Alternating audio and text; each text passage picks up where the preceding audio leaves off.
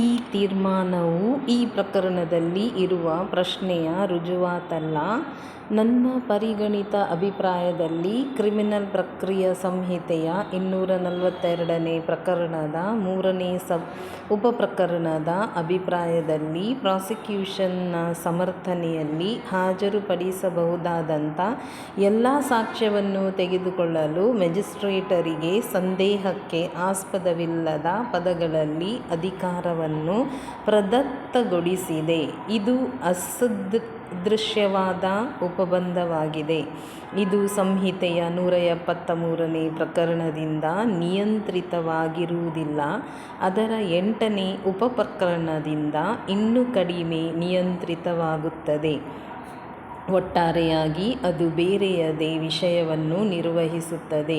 ಸಂಹಿತೆಯ 173ನೇ ಸಬ್ ಕ್ಲಾಸ್ 8ನೇ ಪ್ರಕರಣವು ಹೆಚ್ಚಿನ ತನಿಖೆಯನ್ನು ನಡೆಸಲು ಆರೋಪಿಯ ಅಪರಾಧದ ಆಧಾರದ ಮೇಲೆ ಲಭ್ಯವಿರುವ ಸಾಕ್ಷ್ಯವನ್ನು ಒದಗಿಸುವ ಸಂದರ್ಭದಲ್ಲಿ ಪೊಲೀಸ್ ಅಧಿಕಾರಿಗೆ ಶಾಸನಾತ್ಮಕ ಹಕ್ಕನ್ನು ಪ್ರದಾನ ಮಾಡುತ್ತದೆ.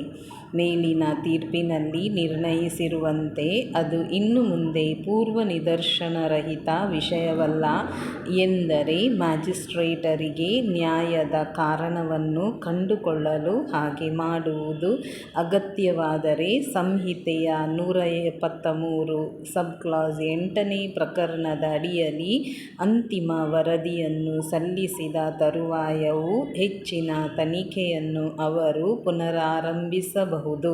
ಆದುದರಿಂದ ಈ ಪ್ರಕರಣವು ಅರ್ಜಿದಾರರ ಪರ ಮಾನ್ಯ ನ್ಯಾಯವಾದಿಗಳು ಕೋರಿದಂತೆ ವಿಚಾರಣೆಯ ಅವಧಿಯಲ್ಲಿ ಪ್ರಾಸಿಕ್ಯೂಷನ್ ಸಮರ್ಥನೆಯಲ್ಲಿ ಹೆಚ್ಚಿನ ಸಾಕ್ಷ್ಯವನ್ನು ಹಾಜರುಪಡಿಸಿರುವುದರಿಂದ ಅದನ್ನು ನಿರ್ಬಂಧಿಸಬೇಕೆಂದು ಅರ್ಥೈಸಲಾಗುವುದಿಲ್ಲ.